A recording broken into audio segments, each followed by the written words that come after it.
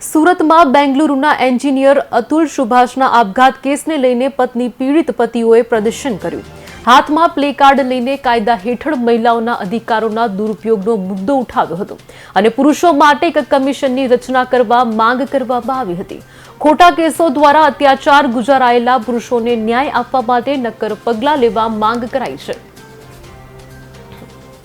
हम लोग प्रोटेस्ट कर रहे हैं बिकॉज अतुल सुभाष करके जो एक विक्टिम था जिसने फेक केस की वजह से आत्महत्या की है 9/12 को, ठीक है, तो हम उसके खिलाफ प्रदर्शन कर रहे हैं कि उसको न्याय मिले और पुरुषों के लिए भी एक सही कानून बने। आज की तारीख में ऐसा हो रहा है कि कई सारी महिलाएं फेक केस कर रही है पुरुषों पे, जहाँ पे ये साबित भी हो जाता है कि ये केस एक गलत केस किया गया था, तो भी न्याय में उनके लिए कोई भी दंड का प्रावधान नहीं रखा गया है। तो हम ये चाहते हैं, हमारी संस्था ये चाहती है कि पुरुषों के लिए भी एक आयोग बने और हम पुरुष लोग भी अच्छे से न्याय प्राप्त कर सकें। घटना के बारे में तो मैं आपको नहीं बता सकता या मैं स्टेटमेंट नहीं दे सकता, बट मैं आपको ये जरूर बता सकता हूँ, यहाँ पे हम जितने भी विक्टिम करे हैं, हमारी वाइफ ने कहीं ना कहीं हम पे मुकदमे किए हैं, ऐसे ऐसे मुकदमे किए हैं जिसकी वजह से हम कोर्ट के धक्के खा रहे हैं। जहाँ हमारी गलती नहीं है वहाँ पे भी हमें कोर्ट को साबित करना पड़ रहा है। घटनाમાં સાહેબ એવું હતું કે ગઈ તારીખ 9 ડિસેમ્બરના રોજ એઆઈ એન્જિનિયર અને ખૂબ ભણેલ ગણેલ વ્યક્તિ એવા અતુલ સુભાષભાઈએ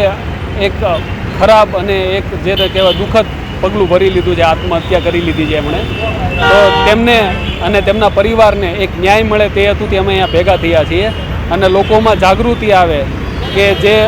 અસમાન કાયદાઓ છે, સ્ત્રીઓ અને પુરુષોના જે અસમાન કાયદાઓ છે તેને લક્ષીને જાગૃતિ આવે તે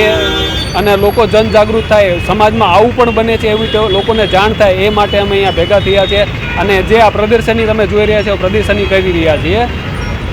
અમારી એક જ માંગણી છે કે જેમ તમે સ્ત્રી આયોગ ચાલે છે એવી જ રીતે એક પુરુષ આયોગ પણ ચલાવવામાં આવે અને પુરુષોને ન્યાય મળે તેવું એક આયોગ બને અને પુરુષોને ન્યાય મળે, પુરુષોને એક જસ્ટિસ મળે એના માટે એક આયોગ બને, એવી અમારી સરકાર પાસે માંગણી છે।